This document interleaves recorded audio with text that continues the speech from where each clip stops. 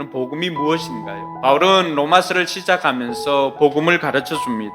복음은 모든 사람을 구원하는 능력이다. 그 복음의 능력이 오늘 우리를 이 자리에서 하나님을 예배하는 예배자로 바꾸어 주셨던 것입니다. 뿐만 아니라 이 복음은 성경에서 약속하고 있는 것입니다. 이 말은 하나님으로부터 시작하는 것입니다. 우리에게 주어진 것은 그 복음의 말씀을 듣고 믿고 순종하느냐 아니면 순종하지 않느냐, 그것에 따라서 우리의 삶과 우리의 인생이 달라지는 것입니다. 그리고 이 복음은 개념이 아니라 예수님을 선포하는 것입니다. 복음은 우리 속에 갇혀서 우리만 누리는 것이 복음이 아니라 선포될 때 의미가 있는 것입니다. 그러면서 우리가 한 가지 더 생각해야 될 것은, 그럼 이러한 복음을 바울은 왜 믿는 성도들이었던 로마에 있는 성도들에게 다시 이 복음으로 마무리하고 있는 것입니다.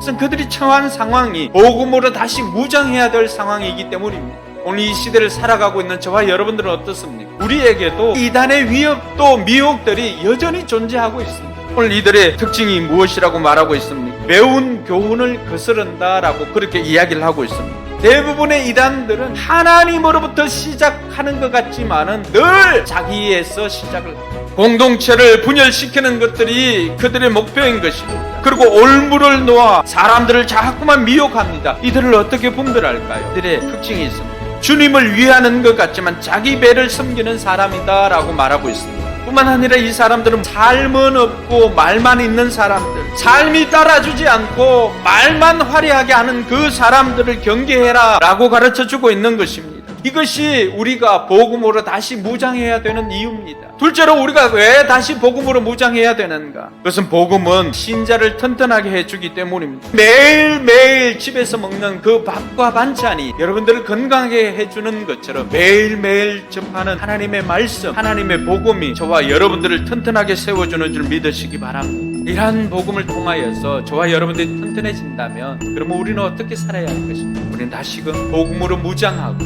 본질로 돌아가야 할 것입니다. 우리에게 있어서 기초가 되는, 기본이 되는 것이 무엇인지를 다시 한번 점검해 보아야 합니다. 바로 세 축이죠. 우리의 예배 감격이 있습니다. 감격이 없는 이유는 감사가 없기 때문입니다. 우리가 하나님과의 관계를 통하여서 이 예배를 다시 점검해 보아야 할 것입니다. 뿐만 아니라 목장입니다. 온라인으로 모이는 목장이 익숙해져 있지는 않습니다. 예수님의 제자 방식이 뭐였습니까? 밥을 먹는 것입니다. 오늘 우리의 목장을 다시 한번 점검해 보아야 할 것입니다. 그 목장은 바로 이웃과의 관계를 점검해주는 바로미터가 되기 때문입니다. 뿐만 아니라 우리의 삶 공부 점검해 보아야 합니다. 이 본질을 추구할 때, 성경적인 그런 교회의 모습을 추구할 때 동역자들과 함께 말씀이 흥왕하여 세력을 얻고 믿는 자의 수가 더해지는 은혜를 경험하는 포커스 교회가 될 줄로 믿습니다. 둘째는 복음을 선포하며 사는 것입니다. 복음은 선언이자 선포라고 말하였습니다. 내 안에만 갇혀있는 복음이라고 한다면 오늘 우리는 복음을 잘못 이해하고 있는 것입니다. 복음은 선포하는 것입니다.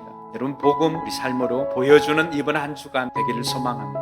이렇게 삶으로 섬겨낼 때 이번 추석은 우리에게 주어진 절호의 복음의 선포의 주간입니다. 여러분들 만나는 가족들 분쟁하지 마시고 그럴 수도 있지 그러면서 그들의 필요를 살피고 여러분의 삶으로 복음을 살아가는 이번 한 주간 되기를 주님의 이름으로 축원합니다.